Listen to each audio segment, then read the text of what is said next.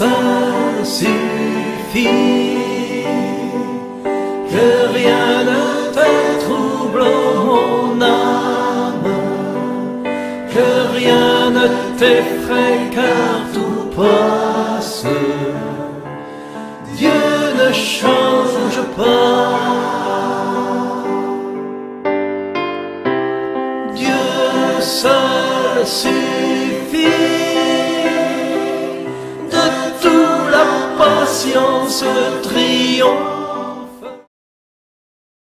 Bien-aimés dans la foi, bonjour et bienvenue une fois de plus à cette édition de Nourris ta foi. Vous êtes sur Christos Vite et nous accueillons une fois de plus l'abbé Jules Foucault, étudiant en théologie séminariste à l'Institut Paul VI, le théologat Paul VI de Douala. Il a voulu une fois de plus nous accorder de son temps. Et aujourd'hui, nous parlons d'un thème très intéressant. Il s'agit, n'est-ce pas, de savoir si les sacrements sont les actes de l'Église ou alors les actes du Christ. Il y a souvent une confusion. On ne sait pas si on va dire que les sacrements sont les actes de l'Église et pas les actes du Christ, ou alors les actes du Christ et pas les actes de l'Église, ou alors les deux. Il y a une confusion et nous avons la chance d'avoir parmi nous l'abbé Jules qui va nous permettre au sortir de cette émission d'avoir une idée claire. Alors l'abbé, sans plus tarder, peut-être qu'il fallait dire ce que c'est qu'un sacrement pour commencer. Le sacrement, comme le dit le catéchisme de l'Église catholique, est un signe sensible, n'est-ce pas, et efficace institué par le Christ pour nous communiquer la grâce, le salut. Alors, si j'ai mal défini, je ne crains rien et l'abbé là il va nous remettre sur les rails. Alors, est-ce que les sacrements sont les actes du Christ ou les actes de l'Église de l'abbé Jules Foucault? Merci déjà, frère André, pour cette nouvelle opportunité que vous m'avez offerte pour partager quelques expériences concernant la catéchèse chrétienne. Et comme vous l'avez dit, les sacrements sont des signes sensibles institués par le Christ, sensibles et efficaces institués par le Christ pour communiquer la grâce. Mais ces signes que le Christ a institués, il ne les a pas institués pour que ça s'arrête après lui, mais il les a transmis à l'Église, qui est son corps vivant. Voilà. Et pour commencer à parler de ces réalités qui sont effectivement les actes du Christ, mais qui sont aussi les actes de l'Église, il faut prendre en considération le fait que le Christ a institué ces sacrements pour donner une vie que après lui doit être perpétuée. Voilà. Et je voudrais partager déjà avec vous cette citation de Philippe Beguerie et Claude Duchesneau dans le livre Pour vivre les sacrements. Ils disent, je cite, « Dire que le Christ a institué les sacrements ne signifie pas qu'il en a fixé les rites et les actions symboliques, mais qu'il leur a donné un sens et une valeur qu'ils ne pouvaient posséder par eux-mêmes. » Fin de citation. Qu'est-ce que cela veut dire? Cela veut dire que le Christ a institué les sacrements, mais il les a confiés à l'Église et l'Église en a fixé les rites et les actions symboliques à partir desquelles il faut les célébrer. Donc, le Christ a institué les sacrements, il les a confiés à l'Église pour leur perpétuation. Alors, revenons aux preuves. Est-ce qu'on peut montrer effectivement que le Christ a institué les sacrements? C'est clair, frère André, le Christ a institué les sacrements. Et la preuve, c'est que lui-même, le Christ, est déjà le sacrement originel. Donc le Christ est le sacrement du Père. C'est-à-dire quoi? En Jésus-Christ, le monde entre en communication avec Dieu. Jésus est la parole vivante de Dieu faite chair pour que le monde puisse accueillir Dieu et que Dieu puisse effectivement se réconcilier avec l'homme et accueillir l'homme en son sein. C'est pourquoi le Christ, qui est donc ce sacrement vivant, a voulu laisser les traces vivantes de sa présence bien qu'il soit retourné auprès du Père. Donc, le Christ est le sacrement en soi. Le Christ est C'est le le sacrement. sacrement. Il y a les sacrements, mais le Christ est le sacrement. Sacrement originel, le Originel. fondement, la fondation, la base, si vous voulez, de tous les sacrements. Ça veut dire que le Christ est le signe de la présence de Dieu parmi les hommes. Oui. Voilà. Maintenant qu'on a compris clairement que le Christ a institué les sacrements, cela ne fait plus de doute. Pour ceux qui en doutent, vous avez désormais, n'est-ce pas, la réponse claire. Le Christ a effectivement institué les sacrements. Maintenant, parlons de l'Église.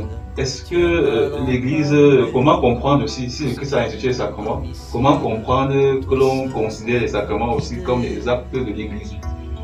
Oui, avant de montrer, on peut dire que les sacrements sont les actes de l'Église. Il faut, peut-être certains vont se demander, montrez-nous dans l'Écriture sainte ce qui prouve que le Christ a institué les sacrements.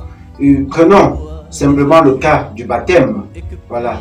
Le Christ envoie faire de toutes les nations des disciples, les baptisant au nom du Père et du Fils et du Saint-Esprit. Ça, c'est en Matthieu 28, verset 19. Ça, c'est le Christ qui envoie baptiser. Donc, ce n'est pas que l'Église a imaginé après qu'il fallait baptiser. Le Christ lui-même a institué ce baptême. Prenons aussi le cas, voilà, de l'Eucharistie. Jésus dit en Matthieu 26, versets 26 à 29, il dit, ceci est mon corps livré pour vous. Donc, c'est lui-même qui a donné son corps. Et ce corps-là que l'Église continue de donner à travers le sacrement de l'Eucharistie. Et vous pas, dans les rites sacramentels, est-ce qu'il n'y a pas de l'Église là-dedans? Est-ce que l'Église n'apporte pas du nouveau, n'a pas choisi délibérément de donner une orientation? Comment célébrer ces sacrements? Effectivement, cette question me pousse effectivement à répondre à la question que vous avez d'abord posée, à savoir qu'est-ce qui peut faire dire que les sacrements sont les actes de l'Église. Donc, les sacrements sont aussi les actes de l'Église parce que justement, je l'ai dit dès le début, le Christ les a institués, mais il n'en a pas fixé les rites. Le Christ a institué, et c'est l'Église qui a trouvé donc les rites, la formule et voilà le cadre dans lequel il faut effectivement réaliser ces sacrements. J'ai pris tout à l'heure l'exemple du baptême. Le Christ a dit baptiser au nom du Père et du Fils et du Saint-Esprit. Voilà, c'est quelque chose qui est clair. Il faut baptiser dans l'eau, dans l'esprit. Et vous allez vous trouver par exemple, il y a beaucoup d'églises qui vont vous dire qu'il faut absolument aller plonger quelqu'un dans une eau coulante, dans une rivière coulante. Bon, c'est pas très aberrant, mais l'Église a pensé qu'il faut aujourd'hui baptiser déjà le symbole de l'eau. Puiser une quantité d'eau et baptiser, c'est ce symbole-là qui fait la transformation. Prenons aussi le cas, par exemple, de l'Eucharistie. Est-ce que Jésus-Christ a effectivement demandé qu'on utilise le pain sans le vin et le vin de raisin? Le Christ lui-même a utilisé, puis c'était là dans la tradition juive. Mais aujourd'hui, l'Église peut trouver des autres éléments supplémentaires pour rendre encore ces sacrements plus vivants dans la culture de l'homme. Voilà, ça c'est notre débat. On n'y entrera pas pour le moment. Ce sera pour les prochaines éditions. Nous allons vous remercier. Merci d'être venu et vous nous avez permis de comprendre que effectivement les sacrements sont institués par le Christ, acte du Christ, Oui. acte de l'Église également, parce que l'Église participe précisément dans la définition des rites de mise en œuvre, de communication de ces sacrements-là. Voilà ce qu'on peut retenir en gros de cette notion, mais du thème qui était à discuter aujourd'hui. Effectivement, je voudrais dire encore que ce qui montre bien plus que c'est l'Église, voilà, en a fixé les rites et le formulaire, c'est que l'Église a donc choisi de célébrer 7 sacrements, voilà, c'est vrai que le chiffre 7 a une autre signification plus profonde qu'on pourra expliquer plus tard, voilà. Ce n'est pas dit que le Christ n'a posé que 7 actes, le Christ a posé une multitude d'actes. L'Église a choisi de célébrer 7 sacrements et c'est pourquoi l'Église distingue bien les sacrements des sacramentaux qui sont d'autres signes que l'Église a adoptés pour perpétuer toujours la grâce de Dieu, mais qui sont différents des actes du Christ. Merci pour ces précisions supplémentaires. Merci d'être venu une fois de plus. Merci bien aimé dans la foi de nous avoir écoutés et suivis. Nous vous invitons massivement à la prochaine édition. C'était Nourrir ta foi sur Christus Vivit.